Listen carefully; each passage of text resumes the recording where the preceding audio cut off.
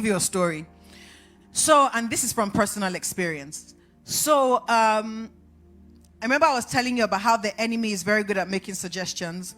What I want you to also put at the back of your mind is that the enemy is also very good at changing strategy. The things they do, it's always the same. They just find different ways to do it. So the enemy shape shifts. So while we were in our place of waiting, before I had my son, what the enemy was suggesting to me was that I'd never carry my own child. It's impossible. Nothing's going to, like, forget it. It's never going to happen.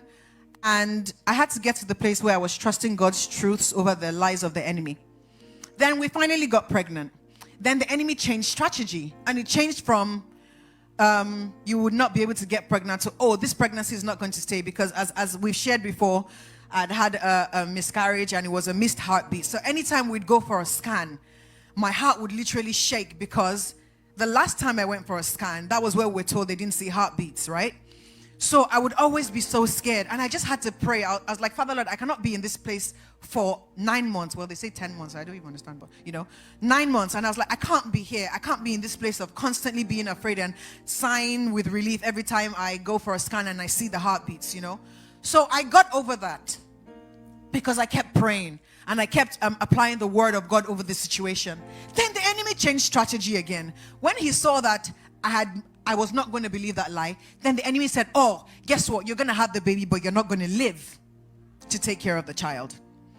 And it was a constant thing. And I'm telling you, it was so bad that I'd go online and I'd see a post about a pregnant woman that just died, or I'd see, someone lost their baby. Like, it was nonstop.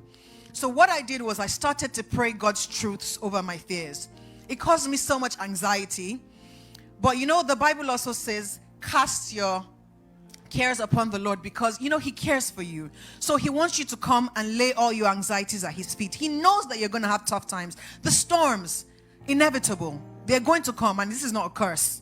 They're definitely going to come, because even in the Bible it says, in this world you will have many troubles. But the Lord will deliver us from them all. So just know that the battle has already been won. So I started praying God's truths over my fears. And I was like, I prayed Psalm 118 verse 7, I will not die but live to proclaim the goodness of the Lord. And so I had also been praying about exactly when I wanted to have my child, the specific week I wanted to have him. And the day that I turned that week was the day my water broke. So don't tell me God doesn't listen. He cares about all the things that you care about. The very specific, once I turned that week, my water broke. And I'd been praying about it from like day one. So we get into the hospital. I was like, Father Lord, once I start pushing quick and easy, my son came in about 30 minutes. And what they would tell you is that for someone that's having a child the first time, the nurse came to me, she was like, oh, it's going to take so much time, because you've never done this before. So, just be patient with yourself. So let's do some practice pushes. And what she was saying, I was like, you're saying you all know. Yeah, I've had a conversation with God and I know exactly what I want it to be. So once I started, she said, let's do some practice pushes. I did practice pushes. She looks like his head is here. She does not need practice. Let's go. Within a couple of minutes, people were in the room. And within 30 minutes, Zaya came. And it was very quick. Now, everything was great. So I thought I was out of the danger zone, right? And then they wanted me to go use the bathroom, so they took out the catheter. Was it catheter? English majors. So they took that out because they wanted my body to kick in and so that I could pee myself, right? So that they were going to take me to the bathroom so that my body would kick in and then I'll be able to pee. They need to make sure that you pee after giving you meds. I think it's oxytocin and some other things, because I needed that. And first of all, I tried to get up. I was a bit dizzy, so they said I should wait a bit longer. So the second time, they said, oh, let's try again. So I went to the bathroom. And the way they do things there, they put a cup because they want to measure how much you're peeing. So I sat down, and there was a cup there, and I was trying to pee. I was really, really concentrating. Next thing I just heard, and I was like, what's that? I was like, I think I just passed a blood clot. And then the nurse rushes in and she looks underneath and there's another blood clot hanging in. I'm so sorry for all the gory details, but I'm just trying to make a point. So she had to pull out the other blood clot. And then she just goes, please go sit down, because she had to weigh it. So I was losing a lot of blood, but nobody realized. None of us knew. If I hadn't gotten up, we wouldn't have known that I was actually losing blood. And they weighed it, and within a couple of minutes, doctors had rushed into the room again.